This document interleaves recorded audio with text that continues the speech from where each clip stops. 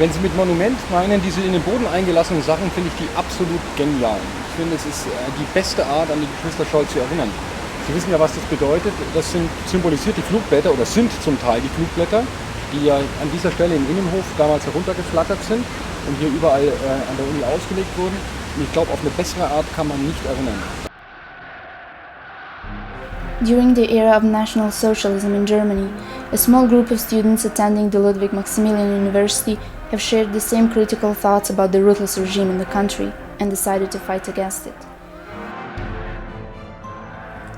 Supported by Professor Kurt Huber's motivational lectures and the banned books by the Gestapo, ordinary 20-year-old medicine student Hans Scholl formed the White Rose, a resistant organization, and was accompanied by his sister Sophie and many of his colleagues in their battles against the regime. They secretly distributed leaflets criticizing the dictatorship, but were caught and sentenced to death by guillotine. However, a few months later, 5 million of their pamphlets were dropped from English airplanes all across Germany, titled The Manifesto of the Students in Munich.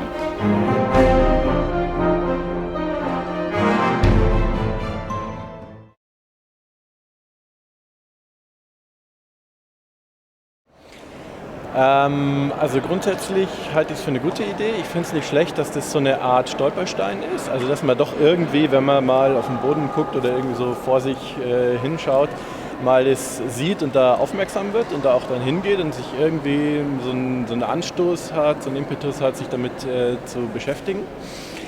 Ich denke, dass auch gerade vor der Uni ein passender Platz dafür ist, weil es ja auch hier geschehen ist. How I found about this is it's quite it's quite memorable because it shows her act about how she actually tried to tell everyone about the truth and not half truth or false things, which Adolf Hitler did. Yeah, so I think that she's a very strong person.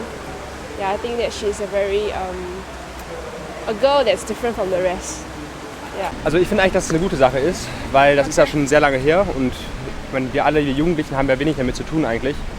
Aber das erinnert einen doch jeden Tag, wenn man da lang geht, doch an die Vergangenheit und auch an eine gewisse Verantwortung, die man ja hat.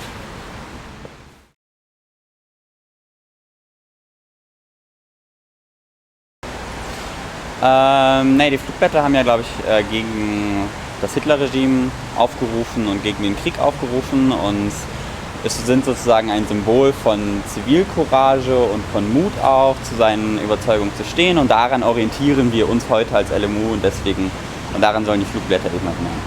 Die Geschwister Scholl sind ja hier festgenommen worden vom Hausmeister, weil sie die Flugblätter oben runtergeschmissen haben und sind dann nach München ins Gefängnis gekommen, in den Stadelheim und dort hat sie der damalige, wie heißt er denn, der dann selber umgekommen ist, hat sie zum Tode verurteilt durch durch Köpfung. Die sind, glaube ich, von der Guillotine sind sie umgebracht worden und konnten üblicherweise, das hat man ihnen noch erlaubt, 2 Stunden vorher, was ganz furchtbar war, von ihren Eltern Abschied nehmen. Die Eltern waren ganz durcheinander und ja, und dann sind sie hingerichtet worden. Und eben auch da drüben der Professor Huber, der auf ihrer Seite stand, der sie noch verteidigt hat, aber der musste auch mitsterben. Es waren im Ganzen waren es 4, glaube ich. Noch ein Freund war noch dabei. Wie der heißt, weiß ich jetzt nicht auswendig.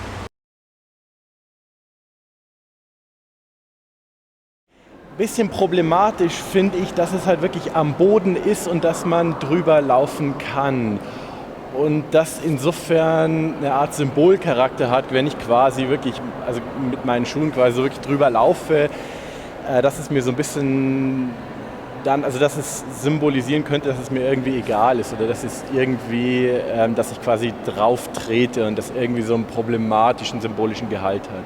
Ja, ich finde das Monument im Boden nicht passend, denn alle laufen darüber weg und treten mit Füßen drauf und keiner liest.